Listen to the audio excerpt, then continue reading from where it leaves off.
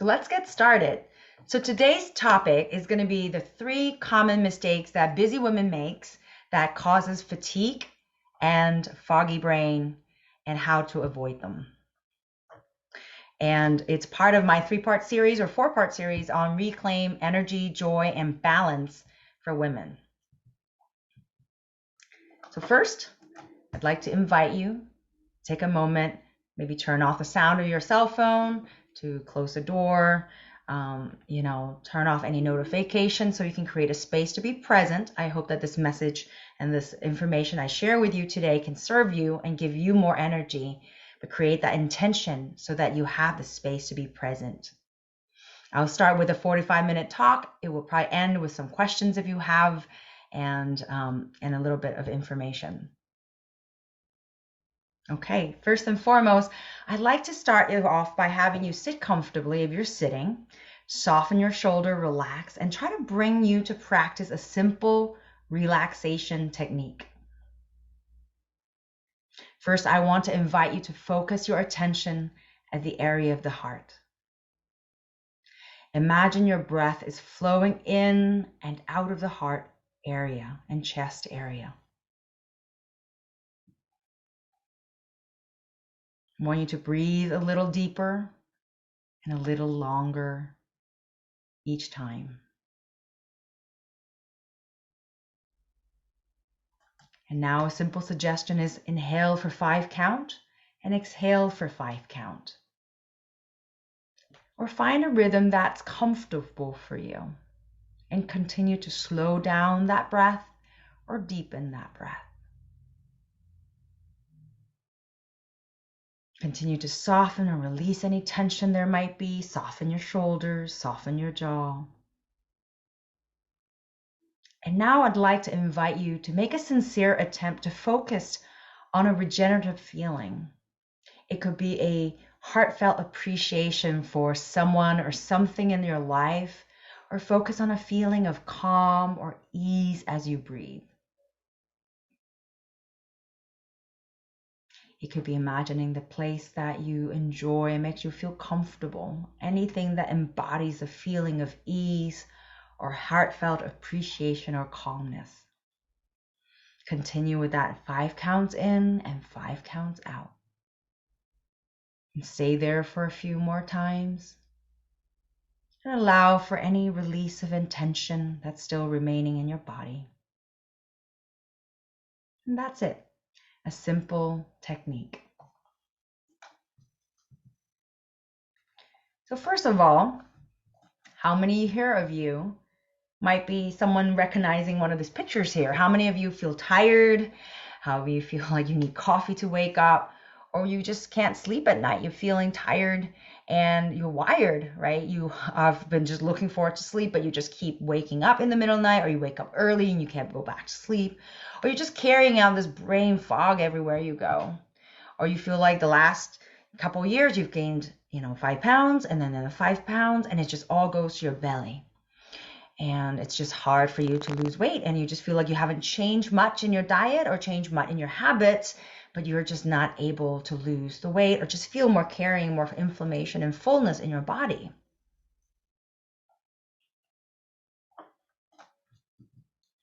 Well, you're not alone. You feel fatigued or frumpy or depressed, you're not alone. 6 out of 7 Americans routinely don't feel refreshed every day. 36% people feel cognitively tired. 32% feels emotionally tired, if you know what that difference is, right? Sometimes, right, how we're just overwhelmed by different issues. 44% feels physically fatigued. And around weight, 73% Americans are not overweight, and half of those are obese and just having trouble figuring out how to feel more healthy in their body and not have the residual problems from the weight. And in the last 2 years alone, depression increased from 8% to 27% with everything that's going on. And in just even another year later, another 5% increase. That's 1/3. 1 in 3 adults are depressed. For kids, the number of depression has doubled in kids in the last year. So That's something is going on. There's a pandemic of fatigue, frumpy, and depressed, or epidemic, now that we all know what pandemic is. So what are the 3 common mistakes busy women make that makes them fatigued, frumpy, and foggy brain, and how to avoid them? That's my goal for you today. So first of all, I want to share with you a little bit about who I am. I'm the founder of Happy Health Institute. I'm a family doctor by training. I'm immersed in doing functional medicine. I've been a meditation and yoga teacher for more than 20 years.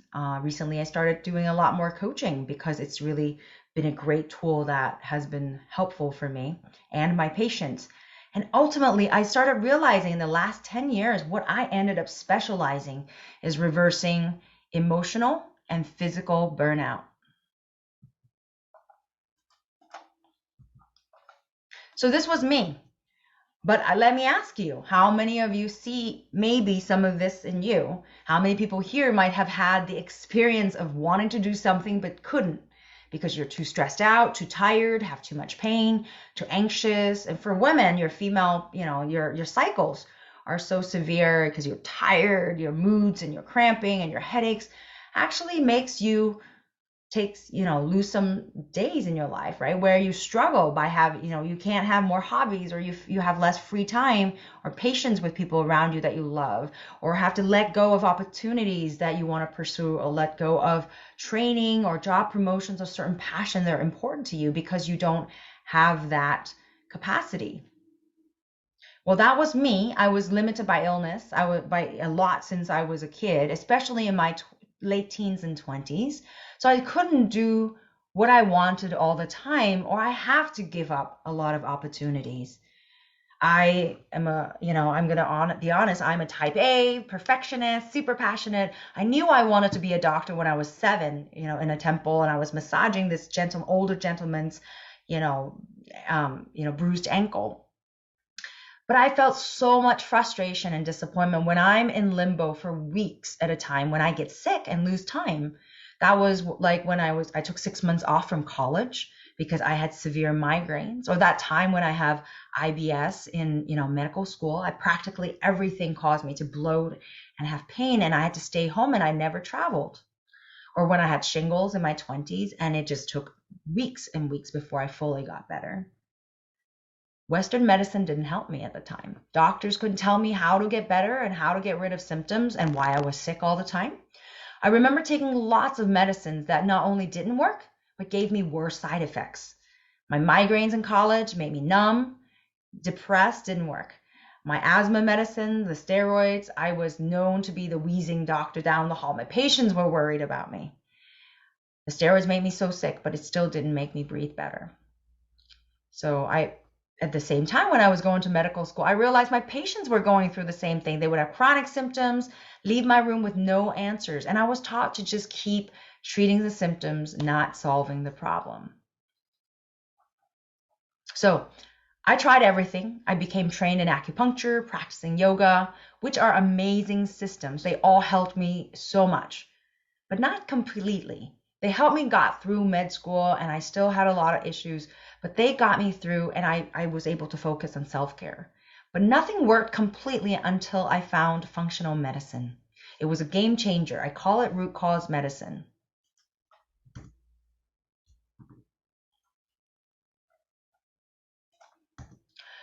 So what is functional medicine? If you look at this picture of the tree, a great way to think about it is that instead of thinking that all our symptoms are just different separate bubbles and separate organs and they do their own thing, so the foot doesn't talk to the head, it actually really honors the fact that we all are connected, and in the trunk there are 6 key systems that really connect all of how each organs work.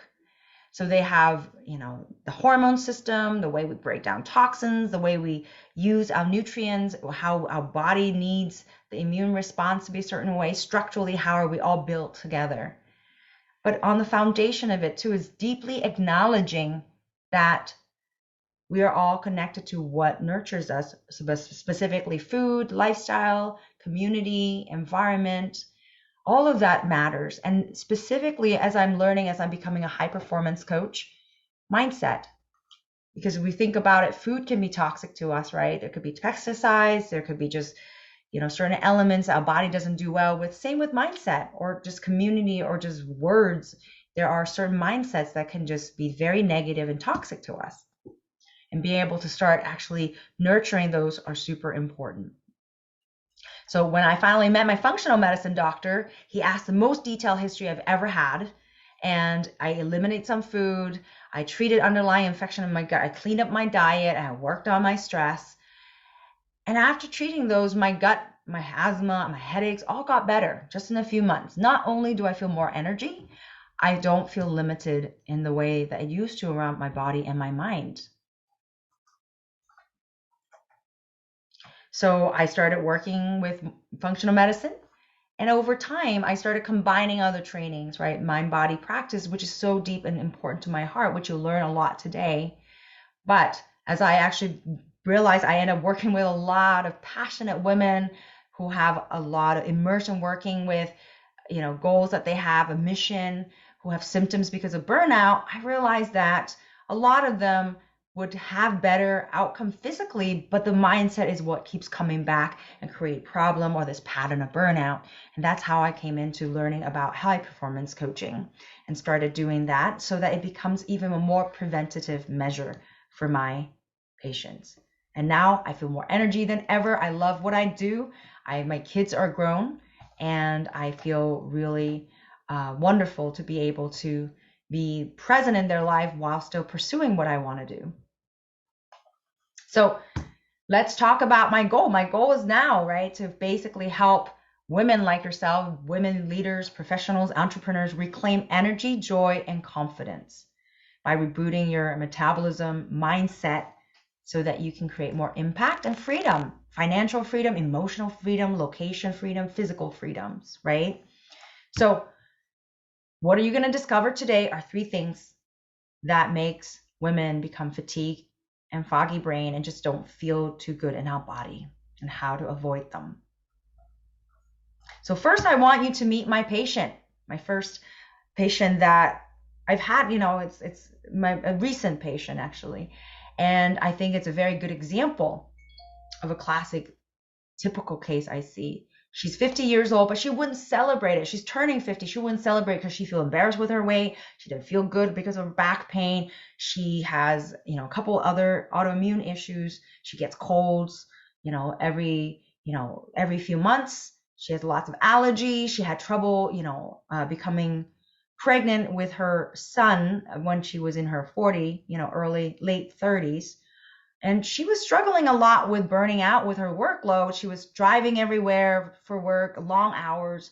And because she's getting more and more tired, her brain's not working as well, she actually ends up having to stay up later and later to deal with her work.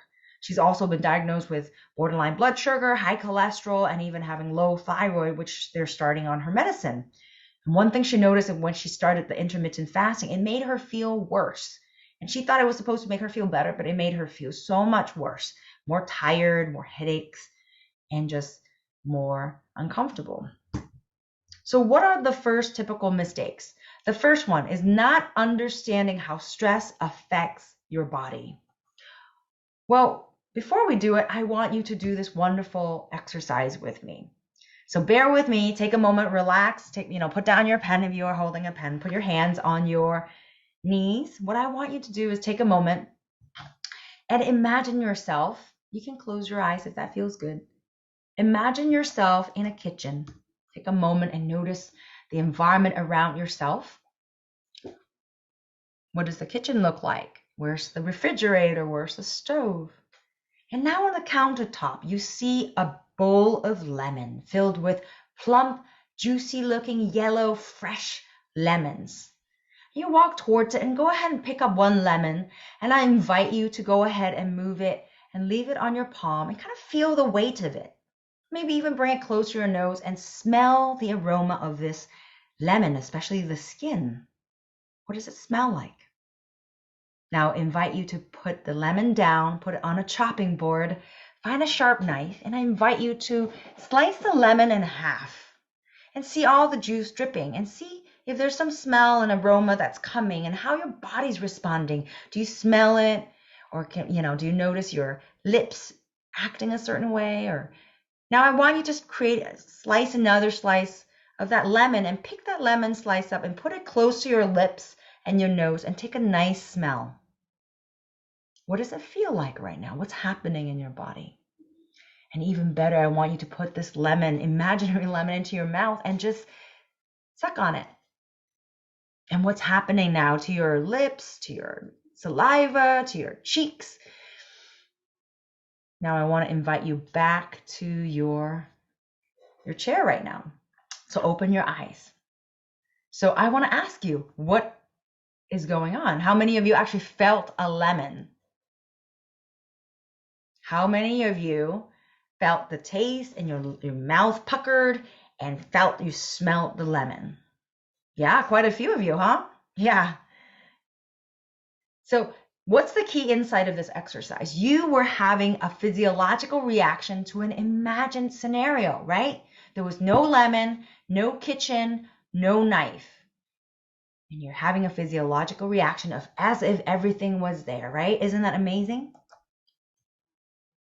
So now let's imagine what else happens that could trigger a full-on physiological response, especially in the last 2 years, right?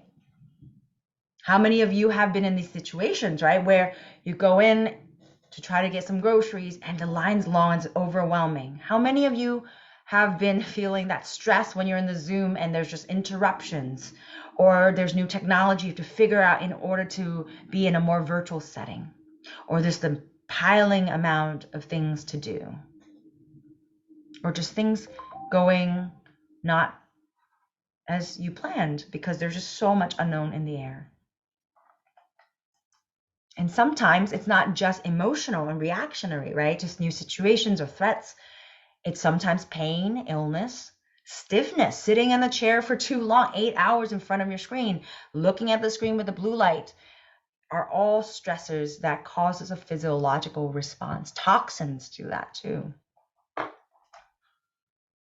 So the first piece of mistake we must learn is that we don't understand how stress affects our hormones in our body. So what is stress to our body? Well, first of all, short-term stress is normal. It's normal for us to have stress in our lives and for us to have a nervous system in mammals to all cope with it. We call it the fight or flight system. It's a survival mechanism for us to run away from any predators or danger.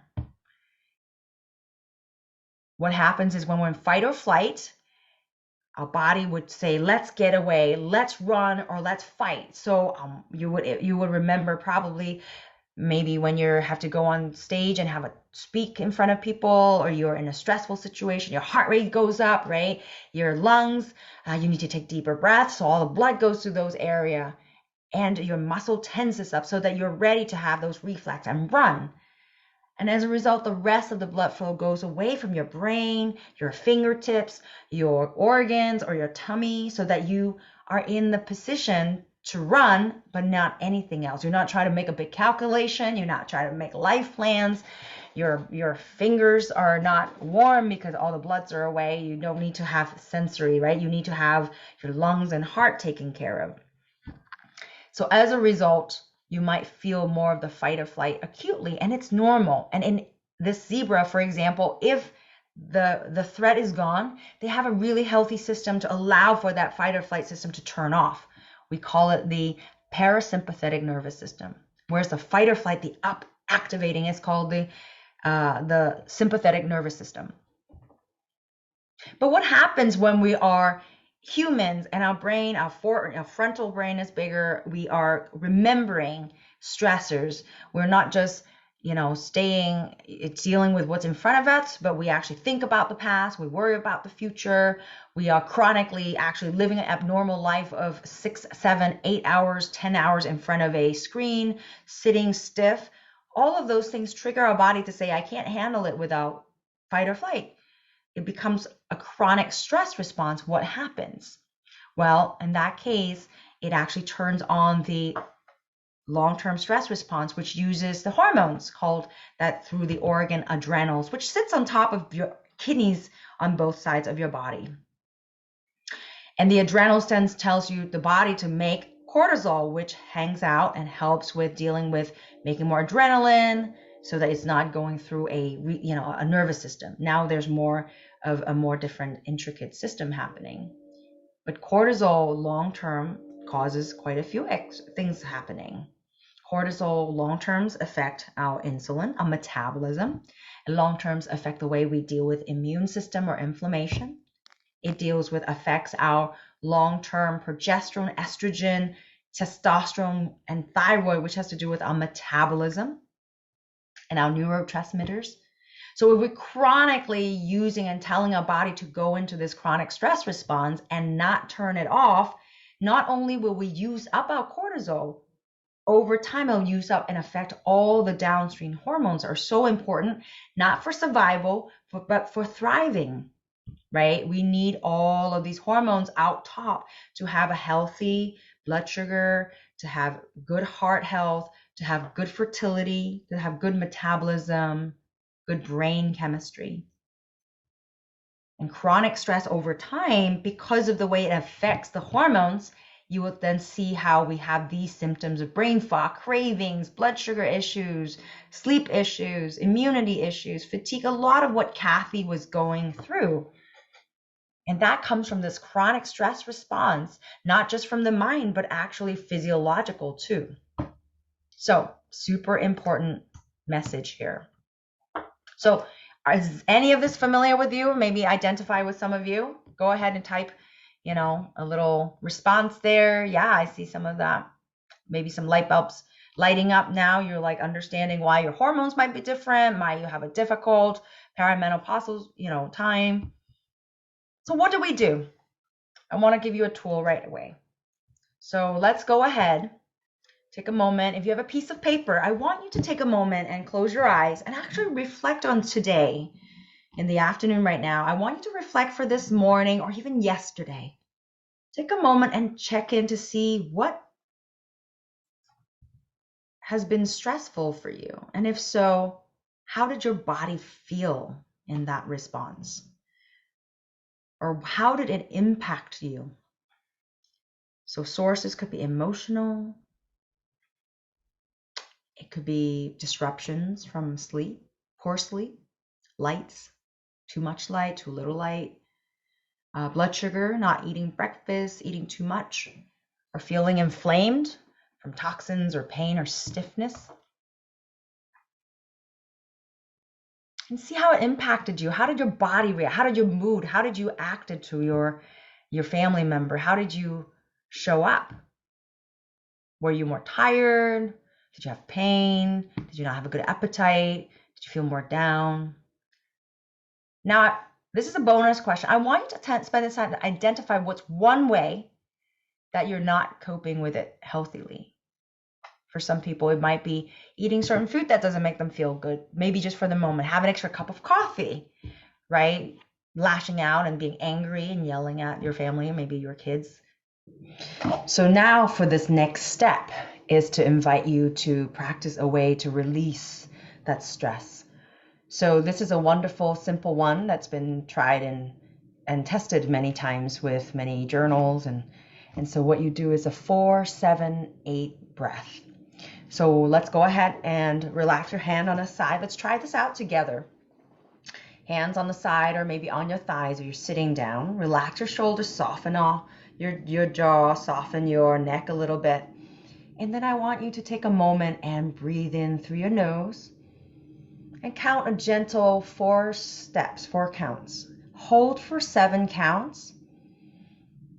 In your mind, quietly count. And exhale 8 count. 1, 2, 3, 4, 5, 6, 7, 8. Breathe in again. And hold for 7 counts. And breathe out 8 counts.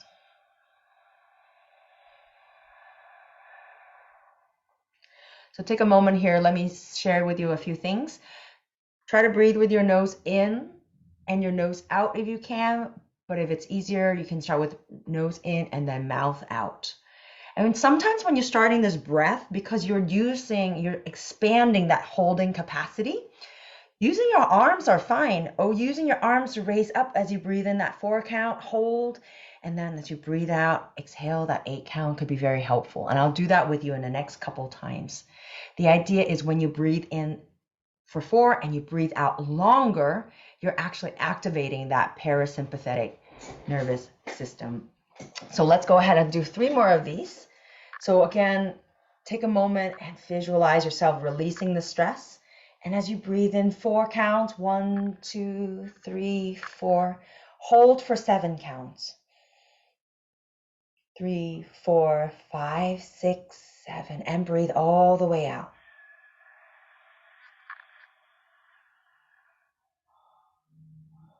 And one more time, breathe in. You can slow it down over time, or if you need to, you can speed up that count. It's just creating a rhythm that works for you. And now release and breathe all the way out. And when you're done, just simply breathe a few times on your own pace. And see how that feels. So that's a great way where I visualize it's just plugging in, right? There are times when your body feels like you're just draining out, emotionally draining out with stress. And this is a great way just to say, let's just do 5 times, 10 times this breath and plug it in. And plug up all the spilling, right?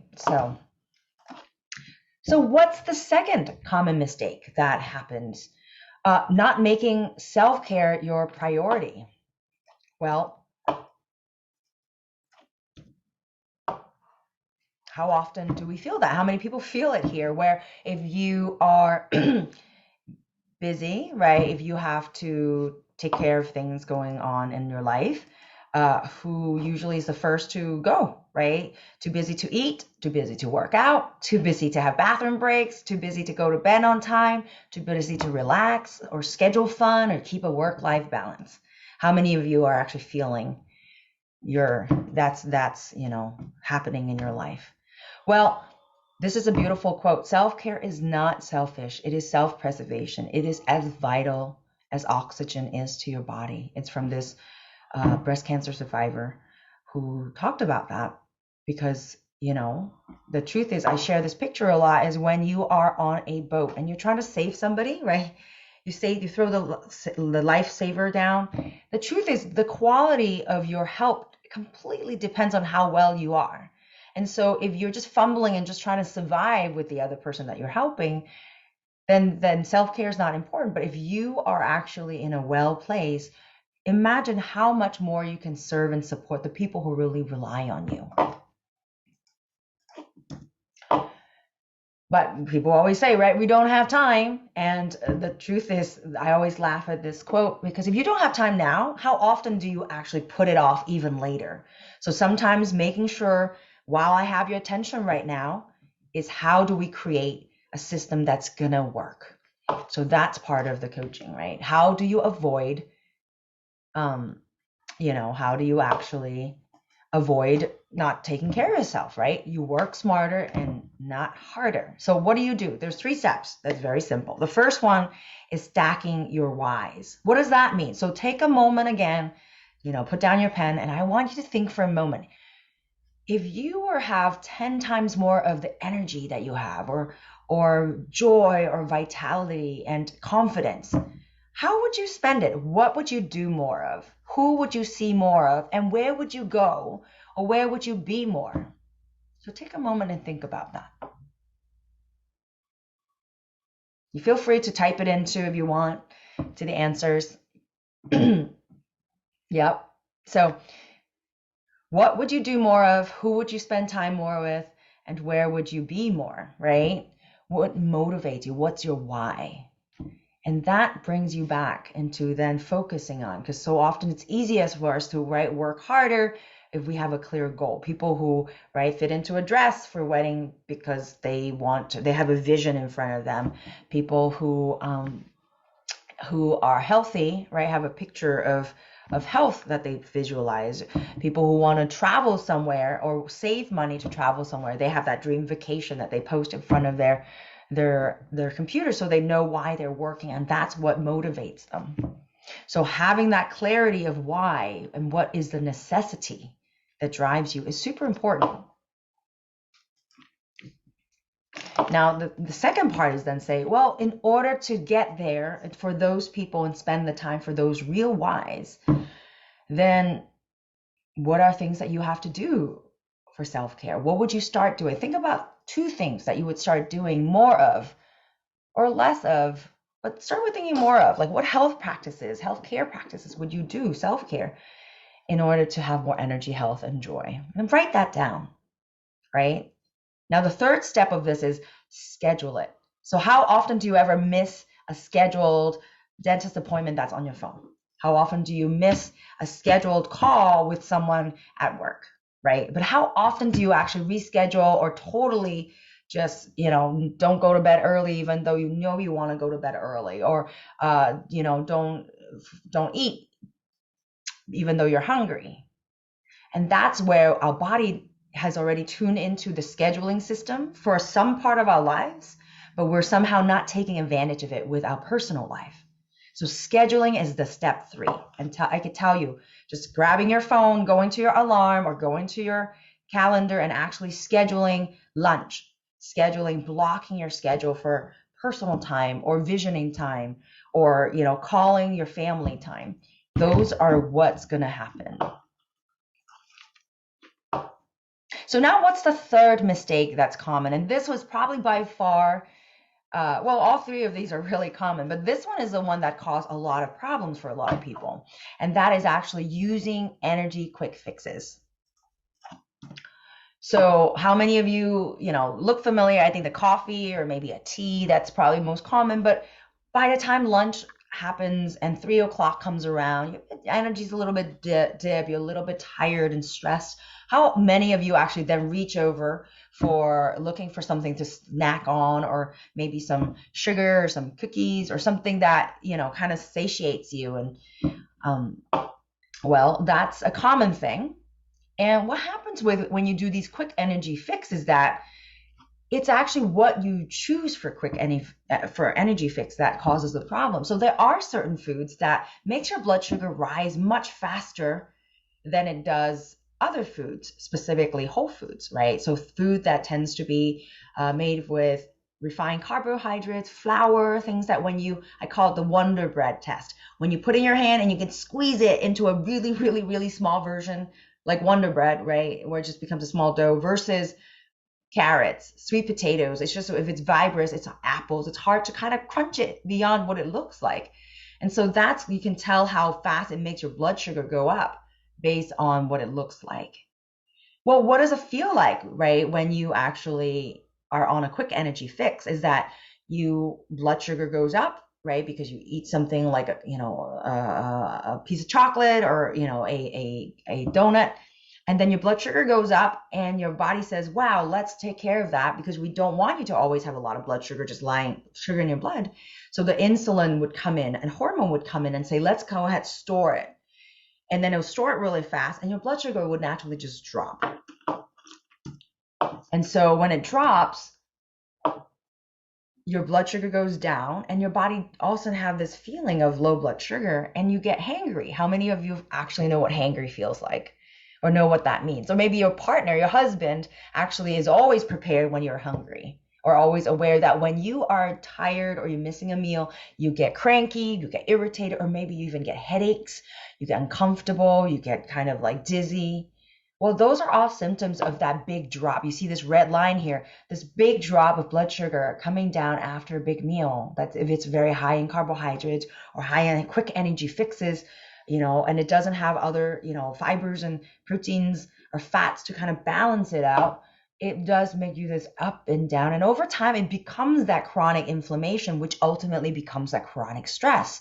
So the energy quick fix itself doesn't feel good in the moment, but long-term quick energy fix crosses that long-term stress response that's adding up to the pile of problems to your body. So what is the goal? The goal is to stop the yo-yoing. So a quick one, even just simply acknowledging that artificial sweeteners like aspartame, they actually make your body have a reactive reaction, but doesn't even give you the calories. So it actually causes your body to have more reaction.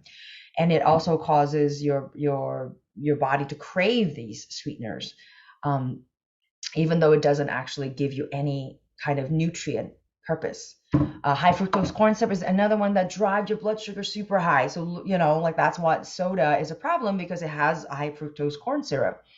And so avoid that as a first start. Things that are just the most causing. And then don't wait until you're starving, right? Kind of feel yourself, say, hey, I feel a little dip. Maybe just add a handful of, nuts, have a handful of, I have a fruit. That could be very helpful. The third one is eat a combination of foods in each meal, having protein, having fibers, having fat. So just eating, especially whole foods. We talk about whole foods because it usually has everything.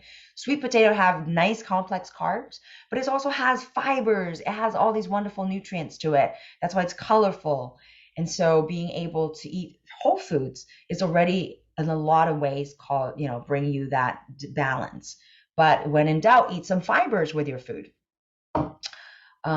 Lastly, don't mistake before, emotionally unsatisfied. Being emotionally unsatisfied is hungry, meaning, when you are feeling hungry, take stock and check on yourself and say, am I thirsty? Am I actually tired and stressed out? Am I feeling, is that why I'm feeling I need to just do something to kind of calm myself or soothe myself?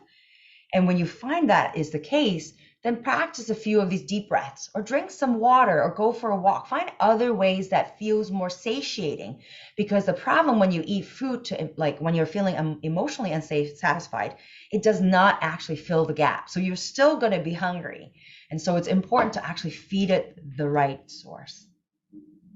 So there you go. So that's the 3 common mistakes that I often see in my practice, and for people who causes, the symptoms of being tired and being, exhausted or foggy brained and not being able to feel very good.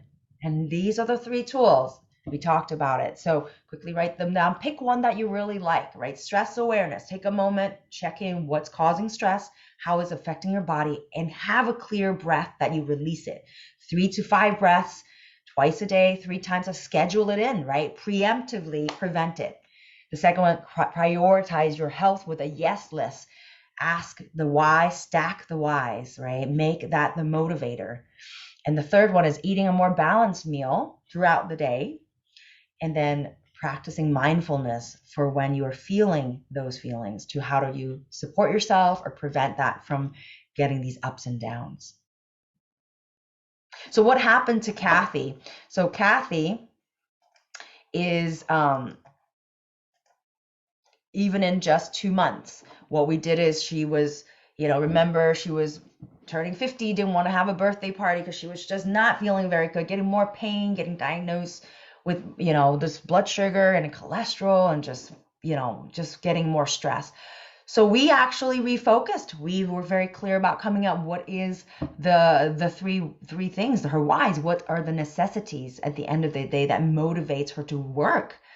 And she realized health is the most important, because she wants to be able to be with her daughter, spend more time as she grows up, and have more active life, being pain free. So she motivated, eliminated a lot of processed foods, changed her diet. She completely went off a lot of her pain meds, because her pain is much better. She's lost 25 pounds just from that, and she's not inflamed anymore. And she's now blocking her dinner time. She's asking her work to change her schedule around so she doesn't have to commute so much. And so she's changing the narrative of asking for more things that matters for her health.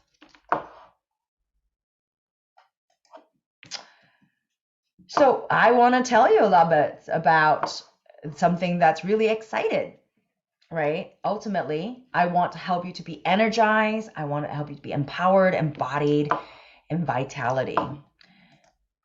And so I'm excited to share with you, in the month of April, I will be launching a 4 weeks Busy Women's Vitality Reset program. And the goal is to help you reboot your metabolism and mindset, without guilt, pills, and cumbersome work. What does that mean, right? The idea is that you don't have to take such a big chunk of time and investment and drop the balls on other things that are really clearly important to you right now, to just get you started so that you're not stuck where you are. I don't want to give you pills. It's not about starting you a bunch of supplements and just replace one with the other. Or the third one is, it's not about changing your whole kitchen and changing all your diet and changing all your life habit and just revamp everything. I want to give you something that is absolutely simple and doable and effective, right? Tried and tested from all the patients that I've worked with who have the exact same thing. So 4 weeks, Busy Vitality Reset. It's basically a guide that gets you from empty to energized, frustrated to empowered, scattered to focus, overwhelmed to ease, uncertain to confident, stuck to effective. So it basically focuses on the metabolism from my work with functional medicine, the mindsets from the coaching, and the mind body from all of that pieces. How do we connect back to our inner self, our inner spirit, right? How do we care for what drives us ultimately, the feelings? We now know it's not just about the breath work or not us about just the diet and nutrition. It's about how we connect with our heart. So I want to share that technology with you. What's going to happen in these 4 weeks? The first week, we're going to set you up for success, right? Starting around just how do you understand what diet to start with, what a mindset, right? What are some objectives? Where are you starting off with? Getting to know yourself better. The second one is rest and restore. You cannot repair yourself until your nervous system is calm. How do we let go of the addiction of fight or flight? What are the hormone tips that helps you sleep better? And then the third week will revitalize your body, mind, and spirit, get things going that will get you energized. What are the movements that you need? What are the foods that will give you that oomph, right? What are the energizing diets and practices? The fourth one is regenerate and revitalize your environment for a new you. How do you set yourself up for the next 6 months so that you just don't walk away and boom, that was just one fat 4 weeks you did? Is how do you make this ongoing for the next 6 months? And community is going to be a big part of this. This group is going to be really involving you, hearing and supporting each other and learning from each other, but also realize just the power of group. And I've been running groups for a while, and that's always been something that surprises women, as the favorite thing for them is actually being there and knowing that you are together working towards something. So finally, some things that you'll be learning, take back control around your metabolism, hormones, reduce your stress, build more resilience, deep practices. How do you feel and how do you retrain your nervous system? More clarity and skills towards positive habits. Habits is what counts. Without habits, they're just things that we just do once or twice. And ultimately, how to have more focus and keep your goal, keep your focus towards the goal, how to have courage to ask for those goals and rewrite the life story you wish to see. That's what I'm most passionate about, is women who become energized, ultimately feel better and do amazing things. So this program, what will it come with, right? Not only will be these 4 group courses, lots of materials, you'll get a bonus on how to eat clean, right? A simple, navigatable eating menu, shopping list, if that helps you, so that you know what to get started, if that's what you want. A weekly Q&A session and health and life coaching from me, short videos, simple worksheets, and community support. And also a 10% discount for my online supplement store for teas and other herbs and other supplements, if that's what you feel will be helpful. So some of the feedbacks women have when they work with me in this style, they realize life, living with it just doesn't have to be the answer. Living with that pain or living that discomfort. And people have, this woman says, increase my vitality, energy. I'm thinking again, dancing again. I'm drawing again, being able to be creative and living life. So finally, what's the information? Starts in April for 4 weeks on Sunday, but it doesn't matter. You have your own time. It's just every week we open and give you the material and you kind of go through it. And then once a week we'll have that call There's only 20 spots because I'm starting this by building it based on what you need. I want it intimate, and I actually restart it every time. I rebuild it in little ways to tweak it because I like to see results with you. I don't want to just throw you something, right? So the way to do it is sign up for a 15-minute discovery call with me. Go to calendly.com, Women's Vitality Reset. I'll share that on the chat with you right now too, and you'll get a reminder email. And schedule that with me because I want to make sure it's a good match for you. So this is the value of a $12.97 for people who get coaching a week, with all the materials. That's usually what's the cost and based on all the values and bonuses. But I'm offering for only $5.97 because I'm committed to it and I really want to share this technology with you. And for people who are enrolled, the first 5 of you, I want to give you an incentive. You can get $100 off and get that discount. So I would encourage you to call. I have on the Calendly, if you look here, I already have all the time blocked out for you for a quick 15-minute to make sure that this is what it is a good fit, you're ready for it, and you're excited, and also for me to know how to serve you even better. So now it's for any questions that might come up. And thank you for joining me once again.